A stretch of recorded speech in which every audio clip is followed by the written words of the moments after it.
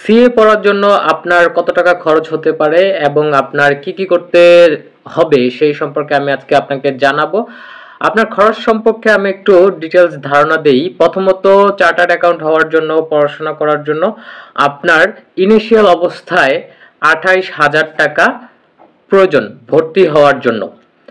আপনি 28,000 টাকা দিবেন এবং ভর্তি হবেন, এটা হচ্ছে ইনিশিয়াল।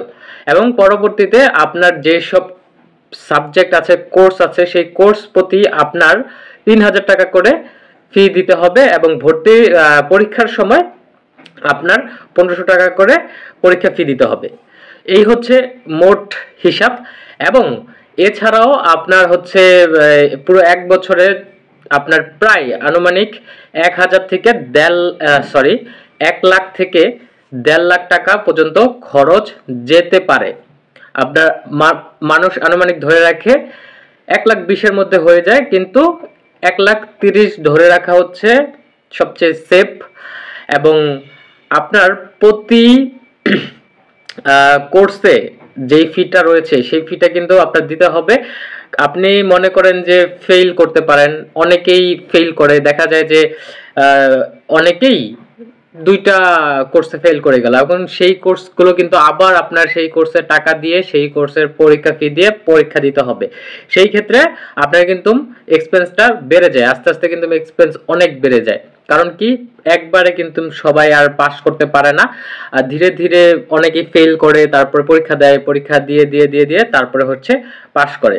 এবং সিএ কম্পেয়ার যদি করেন বিজনেসের স্টুডেন্টদের জন্য, সিএটা হচ্ছে একটু সহজ, কারণ তাদের অনেক সাবজেক্ট থাকে রিলেটেড এবং তারা হচ্ছে সেই সাবজেক্টগুলো বুঝতে পারে খুব সহজেই।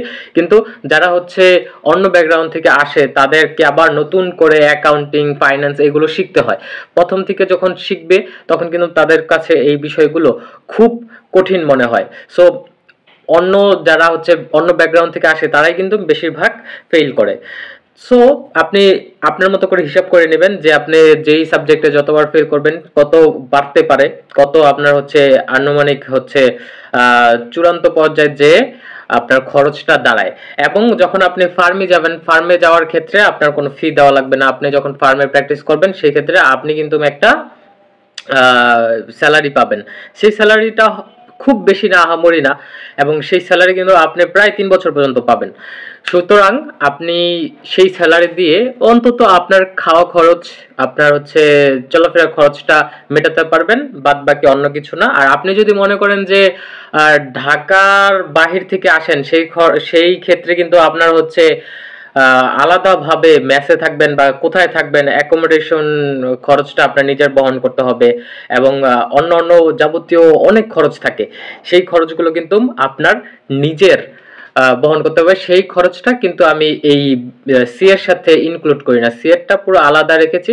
এবং ব্যক্তিগত আপনার যেই খরচগুলো রয়েছে সেই খরচগুলো আপনি নিজেরটা নিজে ক্যালকুলেশন করে নেবেন, কারণ আপনার কীরকম খরচ হতে পারে সেটা আপনি নিজেই জানেন।